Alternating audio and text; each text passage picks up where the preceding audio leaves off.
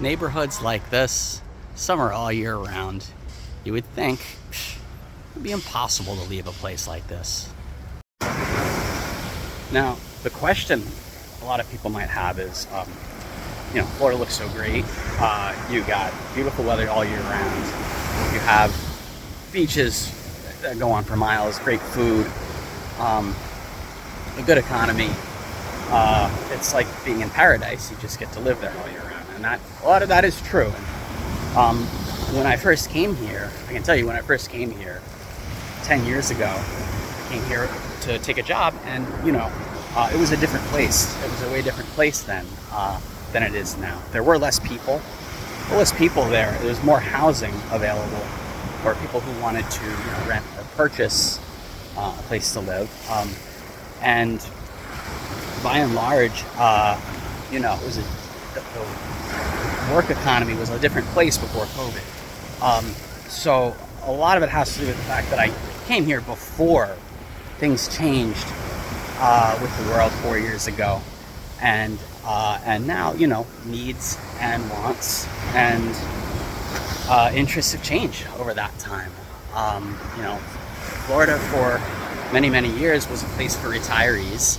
That still is very much the case, but it's a much more difficult place for people to, I would say, not retire is a very different term than it used to be. Lots of people believe that retiring isn't even really a thing anymore. But being able to live without having to give up your time for an exchange for money,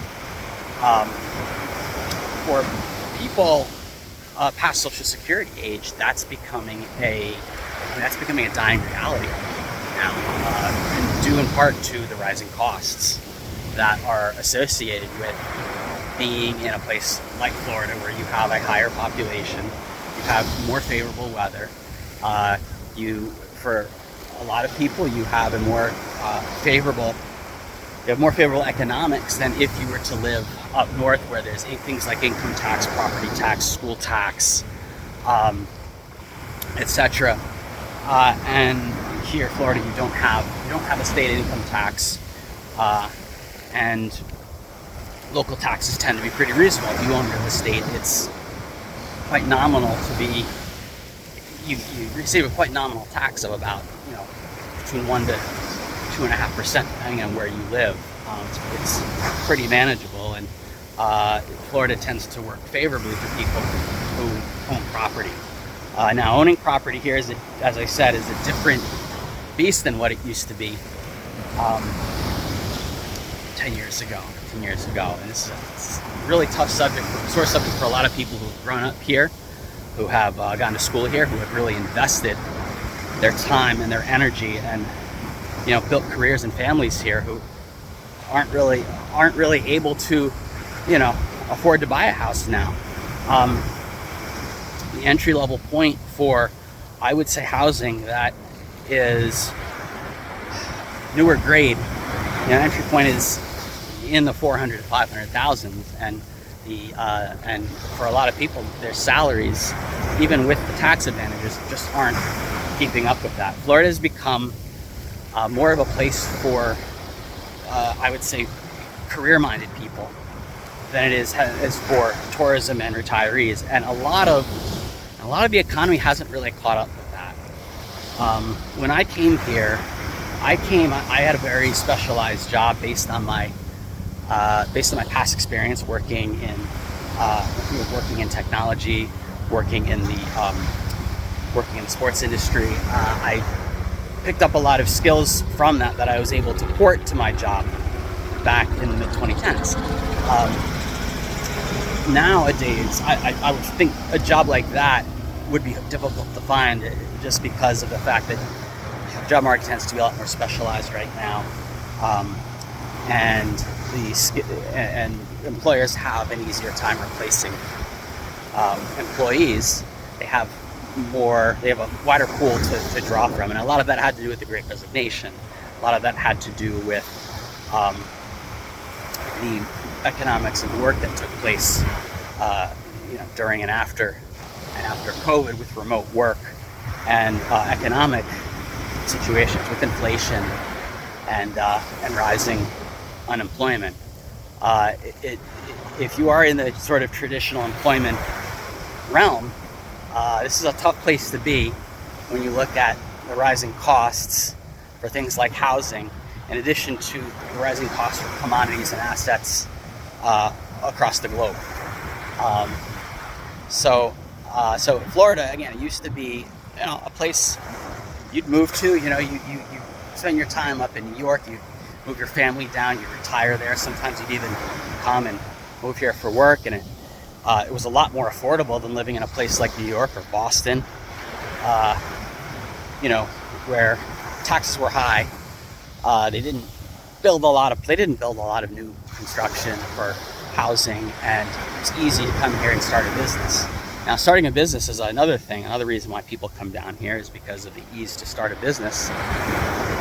The issue with that is, in a down economy, an inflation economy, it's harder to borrow money, and it's harder to get people to convince others to buy what it is they're selling. It's not a necessity.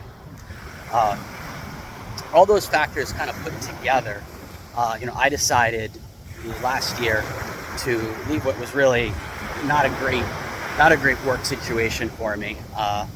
It paid quite well. I was doing quite well financially. I was doing probably as well as I'd ever been in my life.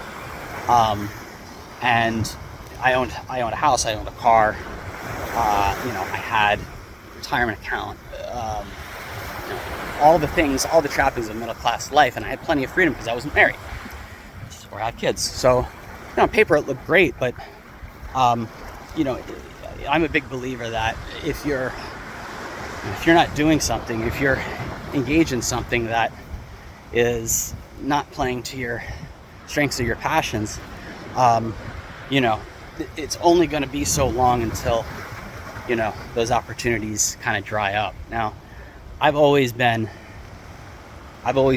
a avid traveler and explorer, and I have a deep curiosity for the world and other cultures and how they exist, how they live, and kind of what inspires them and what matters to them, in addition to things like language. And years ago, I decided to, I was in a similar situation 15 years ago, and I decided to leave a career in the sports world. And sports is still a big passion of mine, but professionally, I felt it wasn't really working for me. And I decided to go to China and work in manufacturing for about, I'd say, over 5 years. Many of you know, I spent a great deal of time there. I learned the language. I was fascinated by the culture. I sort of went, head first in. It was a very different place than it is today. The life and learning experience was profound. It had its major difficulties and drawbacks, absolutely. I decided to limit my time there, come back and take the opportunity in Florida. So why am I talking about China? Why am I talking about Florida? And why am I not talking about why I'm in Malaysia? Well, as I said, the opportunity, whether I created the opportunity willfully or not, the opportunity sort of, I'd say, developed maybe subconsciously when I decided to leave my last job working in finance. And as I said, it was just not a great fit for me. I didn't feel like, while the compensation and the benefits were really good, I had to relocate, and I didn't really feel great about setting up where they wanted me to. I didn't feel connected to the community. I didn't feel good in the job, and I decided it was probably going to be better for me long term just to end things. And as it turned out, they were gonna lay off the entire department anyway. So, many people in the department, they were planning many layoffs. So, good chance I might have been laid off anyway. But I didn't quit on my own, and that was that. And I came back to Florida, and I looked around at the job market. It was harder to get into jobs. I was getting a lot of calls from recruiters, but nothing was happening. It's a way different situation 2 years ago when I got my job, and recruiters, and it was like I didn't need much experience to get into finance. That's a highly technical job to get into. So I realized something was off with sort of the path that I had been on for a while, and I decided, I need to kind of put the brakes on things for a while. And luckily I was in a position, I've worked the last 10 years to sort of, support myself passively, and I decided, well, I'm going to take some time to go and travel. Now, as you may or may not know, Malaysia is a country that has a mix of different cultures and ethnicities, and it's apparent as soon as you arrive. It may not be the most obvious place to go to when you consider its proximity to Thailand, when you consider its proximity to a place like Singapore. Say, what would attract you to it? Well, during my time in China, I happened to get exposure to Malaysia indirectly through many of my coworkers who lived there or came from there and were now working in China. So, they were kind of my first, I would say they were kind of the people that kind of introduced me to China and Chinese culture, as they came from a place where it was multicultural. They spoke the language of Mandarin, but they were educated, they were English educated. They had they had exposure to Western culture and Western influence being in Malaysia. And I sort of took to that early on. And I didn't know much about Malaysia other than the fact that, maybe there were some factories there, a lot of companies. I guess, if you ever had Hot Wheels back in the day, they were made in Malaysia. Well, the Mattel factory is one of the, Mattel was one of the big employers. It's been there for the last 50 years. So okay, that was one thing I knew about Malaysia, but I didn't know much else. And I would say 15 years ago, I decided to take a trip on my own and visit it. And I took a train down from Thailand and decided to check it out. And Penang is a city that exists kind of way north, not on the Thai border, but very near. And therefore, if you're in Thailand, it was quite accessible. It was a pretty easy place to get to, and it's become very easy to get to with air travel and trains. So I decided to spend some time there. I liked the overall feel of the place. It had a slower, more mellow vibe to me than I thought maybe a place like Bangkok did, or Singapore or Hong Kong did, but still a sense of kind of mishmash of cultures and influence. It's progressive. It felt like a progressive city to me. There was a lot of small business and innovation that was taking place there. They were building, they were expanding in residential, commercial real estate, and I felt like it was a place that it was manageable enough, people were approachable enough, and I could kind of have the best of both worlds. So I decided to vacation there for the next several years, for a week at a time. And I went there in 2014 for 2 or 3 weeks, and I said to myself, this place is a place I could see myself enjoying, like living here. And 10 years later, here we are. I went to Florida, had some success there for a number of years. Did okay for myself. I don't own a yacht. I don't own a ton of luxury sports cars. I don't have a Rolex. And I realized for myself I didn't really want those things. I wanted the freedom and the flexibility to work and travel above and beyond all else. Now, for a period of time, I was, COVID happened, we were home more. I kind of got myself more drawn into sports as a hobby, in a way to pass the time, and just a passionate way to connect to people. And I think a lot of that had to do with the fact that travel was so restricted then.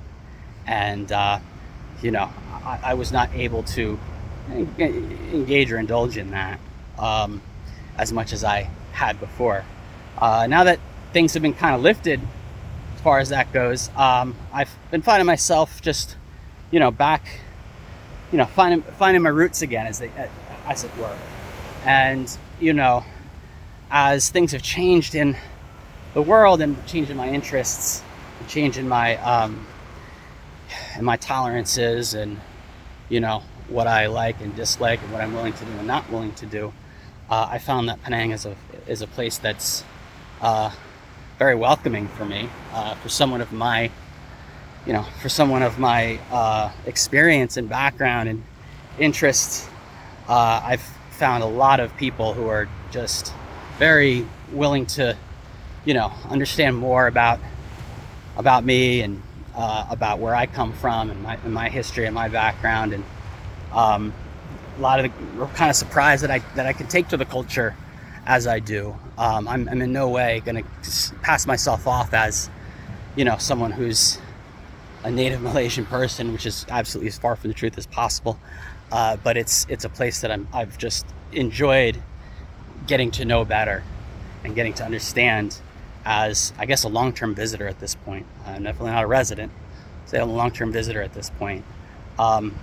It's a different story than being in Florida, where I'd say over the last few years, I've kind of felt like a bit of a fish out of water, which is kind of funny because there's a lot of water and a lot of fish here. I do that from time to time. And so, it was...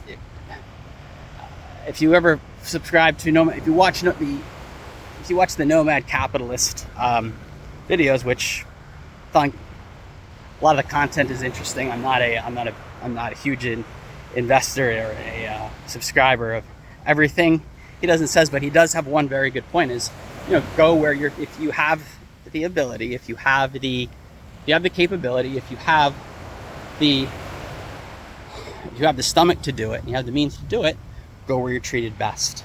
And whether you're a small business owner, whether you're sort of a solopreneur, digital nomad, maybe like myself, or if you have an opportunity to get one of the very rare expat packages that exists in the world these days, if you have the ability to kind of choose where you want to go, choose again where you're treated best. I can't emphasize that enough, and I don't mean that just for geography. I mean that in terms of who you choose to spend time with, whether you choose to spend time by yourself for the most part, if you choose to spend time with family for the most part, or friends, go where you're treated best. And I think with I think a lot of opportunity in the world right now, and a lot of opportunity has changed for a lot of people. That's probably easier said than done. And I don't want to discount the fact that not everyone can pick up and go. People have families, people have jobs, have obligations. But I'm also going to tell you that doing sort of exploring places beyond what you've known, or testing your boundaries, or traveling, it's not always for the faint of heart. It has its stress points as well. You're going to be alone for long periods of time. You're going to come against things that don't feel comfortable or feel weird and foreign, and there's going to things that are just going to annoy you about going to another culture. It really is a process of trial and error sometimes. That's no matter how much experience or wisdom that you have. And this is not at all an advertisement for Penang. This is not at all an advertisement for going to Malaysia, or to just sell everything you have or give up what you have to travel because it's the best way to live. No, I realize, the choices I've made, the decisions I've made, and the things I've chose to do are things that very few people get to experience, and I'm incredibly privileged and fortunate to be able to do it. When you get right down to it, to have the choice to really take on something as exotic or unique as what I'm doing. There are a lot of things that have to work a certain way, and we're up along a jetty of rocks here, and we just got a little splash. You can see here in the background, this is the Breakers of Palm Beach, very famous hotel and resort. Spent a number of years here. Spent some time at the Breakers. Good times indeed. It was a little hard leaving here in the beginning, but I've made my way back, at least temporarily, just to settle some things. It's a long way to go, but here we are. So as I say, as I do these videos, this is not to tell you that you're missing out on anything. This is not to tell you that you have to do this.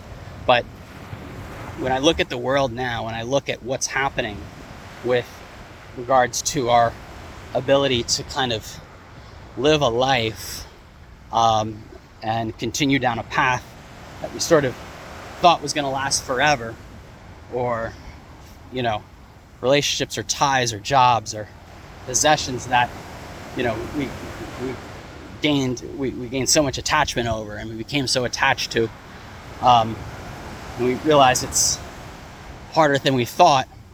There's going to be right now there's a pattern of forced migration in the world. We're seeing in the northern cities of the U.S. and all across Europe, and even parts of Asia, and it's impacting all of us, whether we're fighting against it or we're open to migrating ourselves. And it's a stressful process. It's a stressful, tedious, time-consuming process, and it's something that I think takes a lot of thought, a lot of care, and a lot of consideration.